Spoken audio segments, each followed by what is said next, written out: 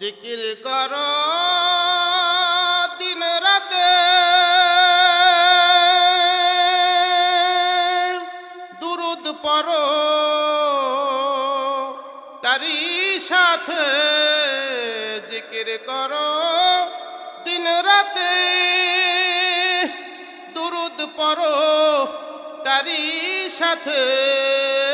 নূর নবীজি তোমায় ছেড়ে, মায়ার নবীজি তোমায় ছেড়ে যাবেন না জান্নাতে। সুবহানাল্লাহ আলহামদুলিল্লাহ ওয়ালা মোহব্বতে সুবহানাল্লাহ ওয়ালা লা ইলাহা ইল্লাল্লাহ লা ইলাহা ইল্লাল্লাহ সুবহানাল্লাহ ওয়ালা ইলাহা লা ইলাহা ইল্লাল্লাহ মুহাম্মাদুর রাসূলুল্লাহ সাল্লাল্লাহু আলাইহি সাল্লাম। মুসলিম দার্শনিক ইমাম গাজ্জালি রহমাতুল্লাহ আলাইহি তিনি একখানা কিতাব লিখেছেন মুকাশাফাতুল কুলুব। সেখান থেকে ছোট্ট একটা ঘটনা শোনাই। একজন মহিলা, তার একটা মেয়ে মারা গেছে। মেয়েটার প্রতি খুব তার মায়া। তাই ওই মহিলা তৎকালীন আল্লাহর ওলি, আল্লাহর একজন ওলি তার দরবারে হাজির হলেন। তার নাম হলো হাসান বসরি রহমাতুল্লাহ আলাইহি। আপনার নাম শুনছি না? হাসান বসরি রহমাতুল্লাহ আলাইহির দরবারে গিয়ে ওই মহিলা বলতেছেন, হযরত, আমার একটা মেয়ে ছিল, মেয়েটা ইন্তেকাল করেছেন। মেয়েটা খুব দেখতে মনে চায়, কবরের মধ্যে কি অবস্থা আছে যদি আমি জানতে পারতাম, বুঝতে পারতাম, একটু যদি দেখতে পারতাম। আচ্ছা, কবরে যে কে কি অবস্থায় থাকে এটা কি কবরের উপরে থেকে খবর নেওয়া যায়? হ্যাঁ, আমাদের অনেকের মা বাবা ইন্তেকাল করেছেন না, তারা কবরে কি অবস্থায় আছে আমরা কি জানতে পারি? কোনো ডাক্তার, কোনো ইঞ্জিনিয়ার এই জানাবার কোনো ব্যবস্থা করে দিতে পারে? পারে না। কিন্তু আল্লাহর ওলিরা, আল্লাহর নবীরা চাইলে এই ব্যবস্থা করে দিতে পারেন কিনা? জোরে বলেন, পারে কিনা? বিশ্বাস আছে? নারায়ে তাকবীর, নারায়ে তাকবীর, নারায়ে রিসালাত, গরিব নওয়াজ চিশতি। হাসান বসরি বললেন, আম্মা জান, রাতের এশারের নামাজ আদায় করবেন। এশারের নামাজ আদায় করে আমার নবীর দুরূদ পাঠ করতে থাকবেন যতক্ষণ পর্যন্ত আপনার ঘুম না আসে। কি পাঠ করবে? জোরে বলেন, কি পাঠ করবে? আমার নবীর দুরূদ। মহিলা এশারের নামাজ আদায় করে বিছানায় শুয়ে আমার নবীর দুরূদ পাঠ করতেছেন। দুরূদ পাঠ করা নিয়েও তো সমাজের মধ্যে ভেজাল আছে না নাই? কত রকমের দুরূদ, ওটা কয় এইটা পড়ো, ওটা কয় এইটা পড়ো, এটা কয় এটা পড়ো। বহু দুরূদ আছে, আপনার মনে যেটা চায় আপনি পড়তে থাকেন নাকি? মহিলা দুরূদ শরীফ পাঠ করতে করতে যখন ঘুমিয়ে গেলেন, ঘুমের ঘরে স্বপ্নে দেখতেছেন তার মেয়ে তার সামনে হাজির, শরীরের মধ্যে আগুনের পোশাক, গলার মধ্যে আগুনের শিকল, হাত পাগুলো আগুনের শিকল দ্বারা বেঁধে রাখা হয়েছে, মাথার মধ্যে আগুনের টুপি পরাইয়া রাখা হয়েছে। মার ঘুম ভেঙে গেল। মা ভাবতেছেন যে আমার মেয়ে কবরের মধ্যে শান্তিতে নাই। সকালবেলা কাঁদিতে কাঁদিতে হাসান বসরি রহমাতুল্লাহ আলাইহির দরবারে হাজির হলেন, ঘটনা খুলে বললেন। হাসান বসরি বললেন, মা কিছু দান সদকা করেন, দান সদকা করলে বালা মুসিবত দূর করে দেয় কে? জোরবার কে? পরের রাত্রে হাসান বসরি রহমাতুল্লাহ আলাইহি তিনি স্বপ্নে দেখতেছেন হাসান বসরি তিনি জান্নাতের মধ্যে ঘুরতেছেন। সুবহানাল্লাহ বলবেন না? জান্নাত চাই কি চাই না? জান্নাত চাই কি চাই না? জান্নাত চাই কি চাই না? জান্নাত চাইলে জান্নাতের কর্ম করতে হবে, ঠিক কি না? যে যেরকম তার স্বপ্নটা ওইরকম। হাসান বসরি দেখতেছেন জান্নাতের মধ্যে তিনি কি করতেছেন। হঠাৎ জান্নাতের বাগান থেকে একটা সুন্দরী রূপসী মেয়ে এসে সামনে দাঁড়াইলেন। হুজুর আসসালামু আলাইকুম। আমার চিনেন? বলে, বাবা না চিনি না। গতদিন যেই মহিলা তার মেয়েকে দেখার জন্য আপনার দরবারে গিয়েছিলেন আমি সেই মেয়ে। হাসান বসরি বলেন, তোমার আম্মার বিবরণ অনুযায়ী তো তুমি জাহান্নামে থাকার কথা, জান্নাতে কিভাবে আসলা? তোমার তো থাকার কথা কোথায়? জান্নাতে কিভাবে আসলা? বলে, হুজুর আমার মা যে আমাকে জাহান্নামের আযাব দেখেছে এটা সত্য, আপনি জান্নাতে দেখছেন এটাও সত্য। ঘটনা কি? ঘটনা হলো গতকাল আসরের নামাজের পরে আল্লাহর এক বান্দা গোরস্থানের পাশ দিয়ে যাচ্ছিলেন। আমরা গোরস্থানের পাশ দিয়ে যাই না? জোরবান যাই কিনা? আহা, আল্লাহর একজন মাহবুব বান্দা গোরস্থানের পাশ দিয়ে যাচ্ছিলেন, আর তিনি আমার নবীর উপরে একবার দুরূদ শরীফ পাঠ করেছিলেন। এরপরে বলেছেন, রব্বুল আলামিন মাবুদ, তোমার নবীর প্রতি একবার দুরূদ শরীফ পাঠ করলাম, এই গোরস্থানে যত মাইয়াত ছুঁয়ে আছে তাদেরকে আমি হাদিয়া করে দিলাম। হুজুর তখন আমার কবরের ভিতরে আযাব হচ্ছিল। যখন উনি দুরূদ শরীফ পড়া কবরবাসীর জন্য দোয়া করলেন, আল্লাহ রাব্বুল আলামিন ডেকে বলে, ফেরেশতারা আমার হাবিবের দুরূদের খাতিরে এখানে যতটা কবরের ভিতরে আযাব হচ্ছে সব আযাবগুলো মাফ করে এদেরকে জান্নাতের বাসিন্দা বানায়া দাও। আমার নবীর দুরূদের কারণে কবরের আযাব পর্যন্ত বন্ধ হয়ে যায়। সেই নবীর দুরূদ সকাল সন্ধ্যায় আমরা পড়তে রাজি আছি না নাই? পর দরুদ নবী মুস্তাফার বাইরে সময় যায়, পর দরুদ নবী মুস্তাফার, একটু বলেন, পর দরুদ গুনাহ যায় ঝরে। সুবহানাল্লাহ। একবার দুরূদ শরীফ পড়লে কয়টা গুনাহ ঝরে যায়? একবার দুরূদ পড়িলে 10টি গুনাহ যায় ঝরে, 10টি নেকি হয় আমলনামায়। সুবহানাল্লাহ। দুরূদ পড়ো সবে ওই নবীজির উপরে, মরণ কালে পাইবা দেখা, ওরে সময় যায় পর দরুদ নবী মুস্তাফার। আল্লাহুম্মা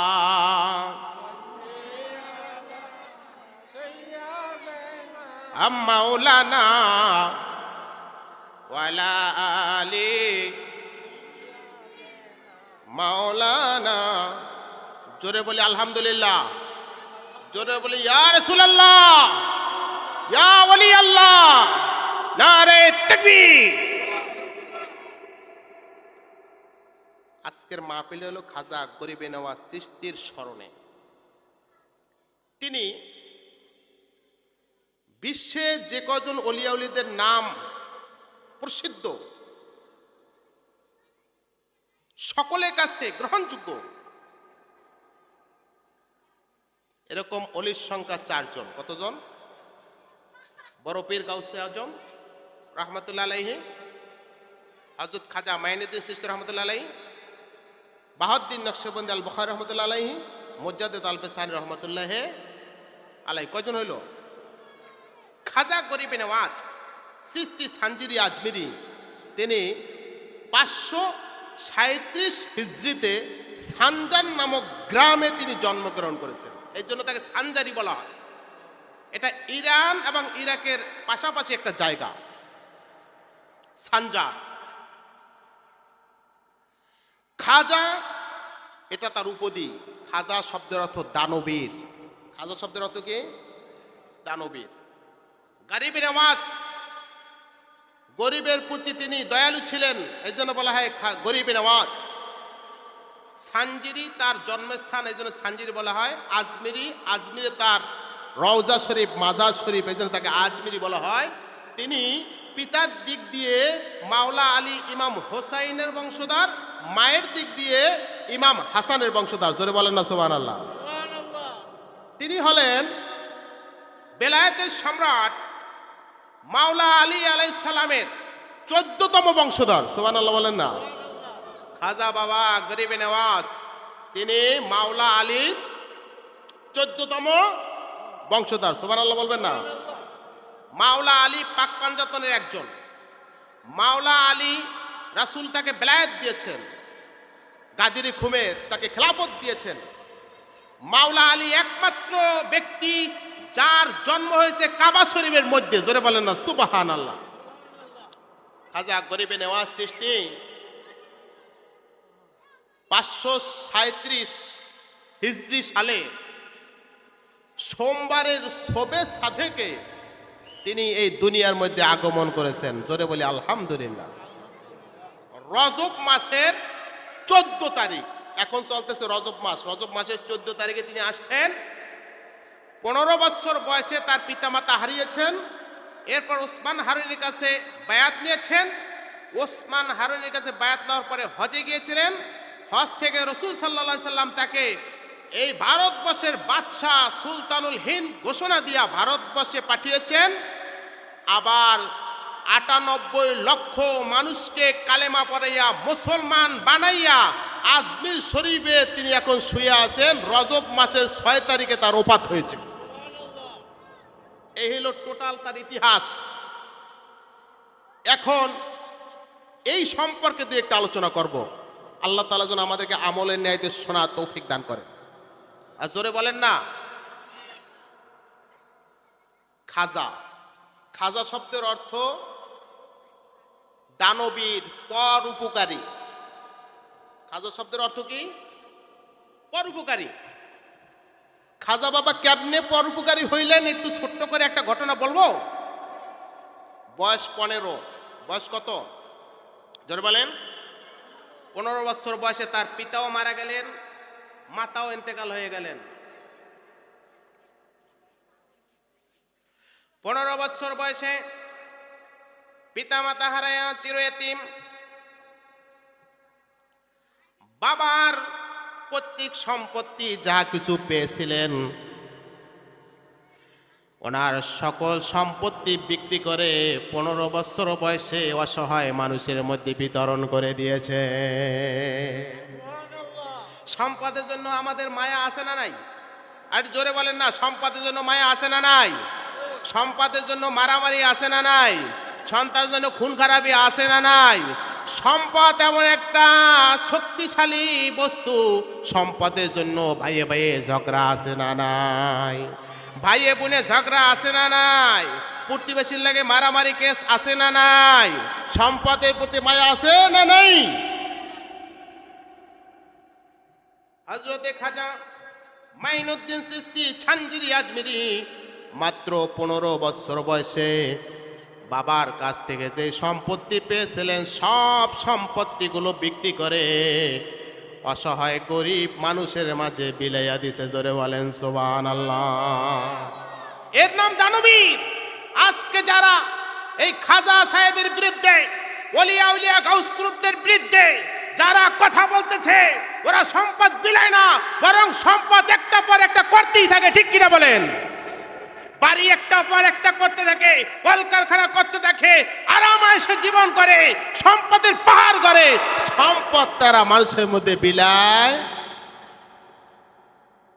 নবীর ওয়ারিস যে আলেমরা হবে তারা তো সম্পদ বিলাই দিবে, ধরে রাখার কোনো সুযোগ। মক্কার শ্রেষ্ঠ ধনী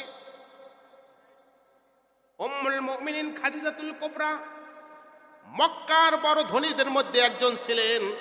রাসূলুল্লাহকে ভালোবেসে সব সম্পদ তিনি বিলাইয়া দিয়েছেন, ঠিক কিনা? হযরত আবু বকর সিদ্দিক প্রথম খলিফা রাদিয়াল্লাহু তাআলা আনহু মক্কার ধনী ব্যক্তিদের মধ্যে একজন ছিলেন। রাসূলুল্লাহর কদমে আসার কারণে, রাসূলুল্লাহকে ভালোবাসার কারণে সব সম্পদ বিলিয়ে দিলেন। এমনও অবস্থা হয়েছে সালার পোশাক পরে আবু বকর ঘুরেছিলেন, ঠিক কিনা বলে? খাজা মাইনুদ্দিন চিশতি রাসূলের যোগ্য ওয়ারিশ ব্যক্তি, এই জন্যই সমস্ত সম্পদ 15 বছর বয়সে বিক্রি করে মানুষের মাঝে বিলিয়ে দিছে। এই জন্য তিনি হলেন খাজা দানবীর। আলহামদুলিল্লাহ কোন না হাদিয়া দিয়েছে, আলহামদুলিল্লাহ বলেন না। আল্লাহ যেন তার হায়াতের মধ্যে বারাকা দান করেন, জোরে বলে আমিন। আল্লাহ যেন তার সাচ্চা রাসূলের প্রেমিক বানিয়ে কবরে নেন, জোরে বলে আল্লাহুম্মা আমিন। খাজা তো দানবীর, ওনার সহায় সম্পত্তি বিলিয়ে দিল, বাপ মা নাই বিলিয়ে দিল। আরেকটা উদাহরণ দেই। তার পীর ছিলেন ওসমান হারুনি। খাজা বাবার পীরকে ওসমান হারুনির দরবারে খাজা বাবা বসা। একজন লোক ভিতরে ঢুকছিলেন, খাজা বাবা ওসমান হারুনির সাথে দেখা কইরা বের হয়ে যাচ্ছিলেন। বের হয়ে যাওয়ার সময় ওসমান হারুনিকে গালি দিতে দিতে বের হচ্ছে। আচ্ছা, মুরিদ যদি দেখে তার পীরের গালি দেয়, তখন মুরিদের মন মেজাজ ঠিক থাকে? বেটার ধরছে, এই বেটা কি হয়েছে, আমার পীরের গালি দাও বেটা, যুগের শ্রেষ্ঠ ওলি ওসমান হারুনি, তারে তুমি গালি দিচ্ছ? বলে হ্যাঁ, তোমার পীর একটা ওলি না? আমি আসছিলাম, আমার সন্তান হয় না, একটা সন্তানের জন্য আসছিলাম, উনি আল্লাহ ডে কই একটা পাস করাইলো না। কি হয়েছে বলো? ওসমান হারুনির কাছে একটা সন্তানের জন্য প্রার্থনা করছিলাম, সে কতক্ষণ চোখ বুঝে থাকে বলছে না, আল্লাহর দপ্তরে তোমার সন্তান নেই, দেওয়া যাবে না, এই জন্য গালি দিতেছি। আল্লাহর ওলি হইতো, তার সন্তানটা একটু দিত। বলে তাই? বলে আমার পিঠের সাথে একটু পিঠ লাগা, পিঠের সাথে পিঠ লাগাইয়া পাওয়ার ট্রান্সফার। এটা হচ্ছে ওলিয়া উলিয়ার খেলা। এটা অলিদের, ওলিয়া উলিয়ারা, নবী রাসূলরা যে কোনো বস্তুর উপরে পাওয়ার ট্রান্সফার করতে পিঠের সাথে পিঠ মিলাইলো, যা তোরে আল্লাহ সন্তান দিবে। সুবহানাল্লাহ বলেন না? খাজা মাইনুদ্দিন বললেন। পরের বছর তো সন্তান আল্লাহ পাক দিছে, একটা ছেলে সন্তান দিছে। সন্তান লইয়া ওসমান হারুনি দরবারে হাজির হয়ে গেছে। ওসমান হারুনি দেখা বলতেছে, ব্যাপার কি, তোমার তো সন্তান হওয়ার কথা না, সন্তান পাইলা কোথায়? বলে যখন যাচ্ছিলাম তখন আপনার শিষ্য খাজা মাইনুদ্দিন চিশতি আমাকে ডাইকে নিয়ে পিঠের সাথে পিঠ মিলাইলো, তারপর কি হয়েছে আমি জানি না, আল্লাহ তো ছেলে একটা দিয়ে দিয়েছে। আলহামদুলিল্লাহ বলেন না? ডাকো। খাজা মাইনুদ্দিন চিশতি মুর্শিদের সামনে বিনয় করে দাঁড়িয়ে গেলেন, হুজুর, এই লোকটা যখন আপনাকে গালি দিতে দিতে বের হয়ে যাচ্ছিল, আমি খাজা মাইনুদ্দিন চিশতির সামনে আমার মুর্শিদকে গালি দেয়, আমি সইতে পারি নাই। এই জন্য আমার সন্তান যা আল্লাহর কাছে বরাদ্দ ছিল, আমি তার থেকে একটা সন্তান আমি তাকে দান করে দিয়েছি। কেউ বুঝিতে পারে না রে ওলি আল্লাহর খেলা, ওরে কামেল পীরের, ওরে জোর করিয়া বুঝতে গেলে তার ঘটে মরণ জ্বালা। কেউ বুঝিতে পারে না রে ওলি আল্লাহর খেলা, আরে কামেল পীরের খেলা। যিনি সন্তান দান করে দেয়, এইটাকে বলে খাজা বাবা দানবীর, পর উপকারী। জোরে বলেন না সুবহানাল্লাহ? অতএব খাজা শব্দ উপদি যেমন তেমন লোকের সামনে লাগাইতে পারে, এটা আল্লাহর ওলিরা, যাদের সাথে আল্লাহর ডাইরেক্ট কালেকশন আছে, তারাই শুধু খাজা উপদি লাগাইতে। তিনি হলেন সুলতানুল হিন্দ। খাজা বাবা সুলতানুল হিন্দ বলতে হিন্দুস্তানের বাদশাহ। জোরে বলেন না সুবহানাল্লাহ? হিন্দুস্তানের বাদশার কথাই তো সব চলবে, ঠিক কিনা বলেন? স্বয়ং রাসূল করিম সাল্লাল্লাহু আলাইহি সাল্লামের রওজা যখন খাজা বাবা মাইনুদ্দিন চিশতি জিয়ারত করতেছিলেন, তখন রাসূল সাল্লাল্লাহু আলাইহি সাল্লাম বলেছিলেন, হে খাজা মাইনুদ্দিন, তোমাকে রওজায় থাকতে হবে না, তুমি ভারতবর্ষে চলে যাও, আমি পুরা পাক ভারতের বাদশা তোমাকে বানিয়ে দিলাম, যাও সেখানে যাও। তুমি আমি যার বিরোধিতা করতেছি তুমি আমি কোথার বাচ্চা, তোমাকে আমাকে কে পাঠিয়েছে, কে দায়িত্ব দিয়েছে, সমালোচনা করার দায়িত্ব তুমি কোথায় পাইলা? অলিয়া উলিয়াদের সাথে বেয়াদবি করলে তার বদনসিব। অলিদের সাথে বেয়াদবি করলে, একটা ঘটনা শুনেয়া আলোচনা শেষ করব, মনে রাখবেন। খাজা বাবা যখন আসলেন আজমিরে, তখন বাদশা ছিল কেডা? পৃথ্বীরাজ। কে ছিল? হিন্দু। একজন পৃথ্বীরাজের একজন মন্ত্রিসভার একজন লোক, সে আইসা খাজা বাবার কাছে মুসলমান হইল, খাজা বাবার তরিকা গ্রহণ করলো। কাজটা ভালো করছে না খারাপ করছে? পৃথ্বীরাজ জানার পরে ওই কর্মচারীর আগের মতো ডাকে না, কাজ দেয় না, তাকায় না, হাসে না, কথা বলে না। দরবার থেকে বের করে দিল পৃথ্বীরাজ, তার রাজসভা থেকে। তিনি চলে গেলেন। খাজা বাবা মাইনুদ্দিন চিশতির কদমে যায় বলে, হে গো আল্লাহর বন্ধু, আমি মুসলমান হওয়ার অপরাধে, আপনার দরবারে আসার অপরাধে পৃথ্বীরাজ রাজসভা থেকে আমাকে বের করে দিয়েছেন। আমার বিশ্বাস আপনি যদি সুপারিশ করেন আমার কর্মটা আবার বহাল থাকবে। খাজা মাইনুদ্দিন চিশতি সানজির আজমিরি একখানা চিঠি লিখে দিল, হে পৃথ্বীরাজ, তুমি আমার এই মুরিদকে তোমার কর্মে বহাল রাখো। পৃথ্বীরাজ চিঠি পেয়ে চিঠি পরে তেলে বাগুনে জ্বলে উঠল। কারণ পৃথ্বীরাজ তো চায় না খাজা মাইনুদ্দিন চিশতি ভারত থাকুক, আজমির থাকুক। এরা পৃথ্বীরাজ চায় না। কোন রাম বাম নাস্তিকরা ওলিয়া উলিয়াকে সহ্য করতে পারে নাই, আর এখনো পারে না। তাই রাসূলুল্লাহর দেওয়া সুন্নতি পোশাক পরে ওলিয়া উলিয়াদের বিরুদ্ধে বক্তব্য দেয়।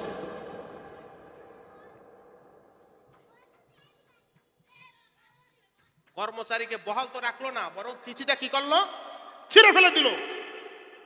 কর্মচারী আবার গেল, হুজুর আপনি যে চিঠি দিছেন এটা তো রিয়াকশন, আমার কর্ম তো আমাকে বহাল রাখিই নাই, বরং চিঠি ছিঁড়ে ফেলেছে, অকথ্য ভাষায় গালিগালাজ করেছে। বলে কি বল? আল্লাহর ওলিরা সহজে রাগ করে না, রাগ করলে ছাড়েও।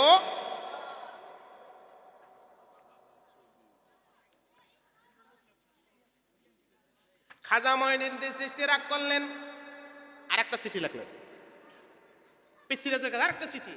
হে পৃথ্বীরাজ,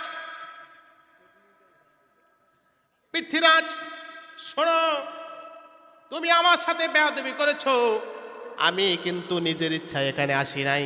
কে পাঠাইছে? স্বয়ং রাসূল আরবি সাল্লাল্লাহু আলাইহি সাল্লাম আমাকে পাঠিয়েছিলেন। আমার সাথে বেয়াদবি করা মানে রাসূলুল্লাহর সাথে বেয়াদবি করা, রাসূলুল্লাহর বেয়াদবি করা মানে আল্লাহর সাথে বেয়াদবি করা। তার নসিব ভালো হয় না রে পৃথ্বীরাজ।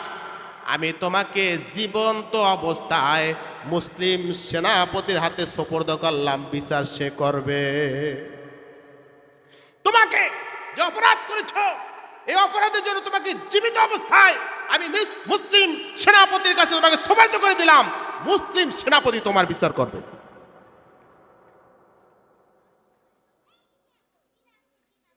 ওই রজনীতে, চিঠি দেওয়ার পরে যে রজনী আসছে,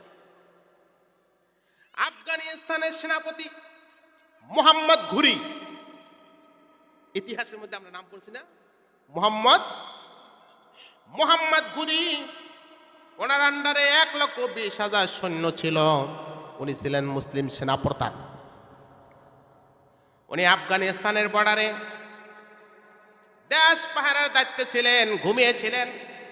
ঘুমের ঘরে স্বপ্নে দেখেন একটা সুন্দর নূরের চেহারা, সাদা পোশাক পরিহিত, নূরে ঝলমল করে চেহারা এক ভদ্রলোক সিংহাসনের মধ্যে বসে আছে। জোরে বলেন সুবহানাল্লাহ। ডাকতেছে, মোহাম্মদ গুরি আমার কাছে আসো। মোহাম্মদ গুরি কাছে চলে আসলেন। এবার বলতেছেন, আমার নাম খাজা মাইনুদ্দিন চিশতি, আমার নাম আজমিরের পৃথ্বীরাজ বেয়াদবি করেছে আমার শোনে। পৃথ্বীরাজকে আমি তোমার কাছে সোপর্দ করলাম, আর ভারতের রাজত্ব তোমাকে দিয়ে দিলাম, তুমি যুদ্ধের মাধ্যমে ভারতকে বিজয় করে নাও। মোহাম্মদ গুরি এই ভারতকে বিজয় করার জন্য এর আগে আরো যুদ্ধ করেছিল, পারে নাই। যখন বললাম মাইনুদ্দিন চিশতি বলেছি সুলতানুল হিন্দ আতায়ে রাসূল, মোহাম্মদ ঘুরি তুমি আক্রমণ করো, বিজয় তোমার আসবে, আর পৃথ্বীরাজের বিচার তুমি করো, সে বেয়াদবি করেছে অলির সাথে। ওনার ঘুম ভেঙে গেল। সকালবেলা সৈন্যদেরকে ডাকলেন এবং বললেন রাত্রে আমি এই ঘটনা, এই স্বপ্ন আমি দেখেছি। সৈনিকরা বললেন সেনাপতি আপনি চিন্তা করেন না, আল্লাহর ওলি যেহেতু আপনাকে বলেছেন নিশ্চয়ই আমরা বিজয় লাভ করব, আপনি যুদ্ধের দামামা বাজিয়ে দিন, প্রস্তুতি নিন। মোহাম্মদ ঘুরি প্রস্তুতি নিয়ে ভারতবর্ষের উপরে আক্রমণ করলো। এখন যেখানে পানিপথ, এই পানিপথের ভিতরে পৃথ্বীরাজের সাথে আর মোহাম্মদ ঘুরির সৈন্যদের সাথে যুদ্ধ হয়েছিল। মোহাম্মদ ঘুরি সৈন্যরা এমনভাবে যুদ্ধ করেছিল মনোবল নিয়ে, তারা ভেবেছিলেন ওলিয়া উলিয়াদের দয়া আছে, ওলিয়া উলিয়াদের নেক ফায়াজ আছে, ওলিয়া উলিয়াদের দয়া আছে, তাদের নেক ফায়াজ আছে, আমরা ভারতবর্ষ বিজয় করতে পারবো। সেই শক্তি আর সাহস নিয়ে যখন পৃথ্বীরাজের সৈন্যদের প্রতি তলোয়ার চালিয়েছিল, পৃথ্বীরাজের সৈনিকরা যেদিক পাশে পালিয়ে চলে গেছে। পৃথ্বীরাজ নিজেও পালিয়ে যেতেছিলেন, আর তখন মোহাম্মদ ঘুরি মুসলিম সেনাপতি মোহাম্মদ ঘুরির লোকজনের কাছে পৃথ্বীরাজ বন্দী হইল। সৈন্যরা পৃথ্বীরাজকে নিয়ে মোহাম্মদ ঘুরির সামনে হাজির করলো। মোহাম্মদ ঘুরি বলে খাজায়ে সুলতানুল হিন্দ আতায়ে রাসূল আমাকে বিচার করতে বলেছিল, ওলিয়া উলিয়াদের সাথে তুমি বেয়াদবি করেছো, তোমার মৃত্যুদণ্ড। এবং মোহাম্মদ ঘুরি নিজ হাতে পৃথ্বীরাজকে কতল করেছে। ওলিয়া উলিয়াদের সাথে বেয়াদবি করলে তার শাস্তি আছে না নাই? শাস্তি আছে না নাই? আমরা ওলিয়াদের পক্ষে না বিপক্ষে? নারায়ে তাকবীর, নারায়ে রিসালাত, নারায়ে রিসালাত। গরিবে নওয়াজ চিশতি, গরিবে নওয়াজ চিশতি, গরিবে নওয়াজ চিশতি, নারায়ে তাকবীর। লা ইলাহা ইল্লাল্লাহ, লা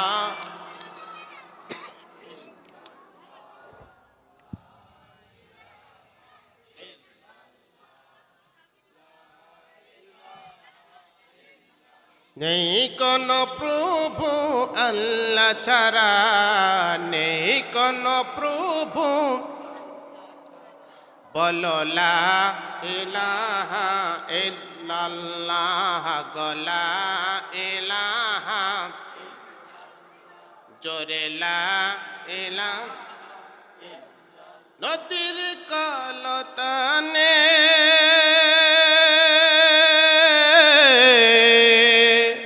সাগরের গর্জনে, পাখির গানে গানে, হাওয়ার তানে তানে, ওই না মেরি সুর শোনা যায়, ওই না মেরি সুর শোনা যায়, হইলে পাগল পারা লা ইলাহা, জোরে লা। নেই কোন প্রভু আল্লাহ ছাড়া, নেই কোন, বলো লা, জোরে লা ইলাহা, লা ইলাহা ইল্লাল্লাহু মুহাম্মাদুর রাসূলুল্লাহ। জোরে বলি সাল্লাল্লাহু আলাইহি সাল্লাম।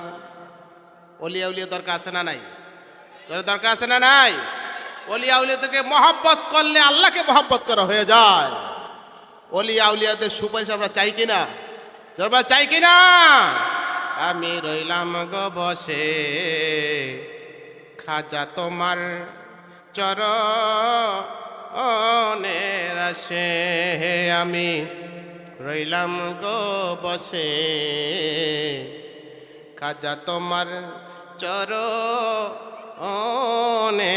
আশে, আমার রাখিও তোমার প্রেম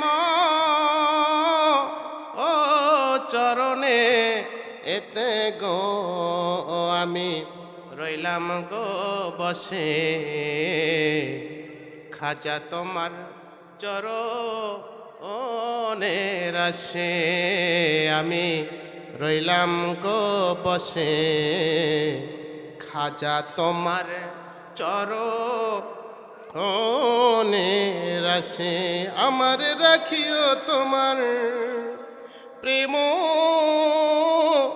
ও চরণে এতে গো আমি রইলাম গো বসে খাজা তোমার চরণের আসে আমি রইলাম গো বসে খাজা তোমার চরণের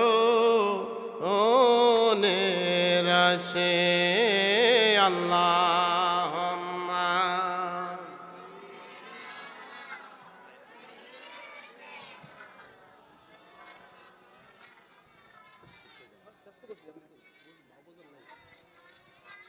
সাইয়্যিদ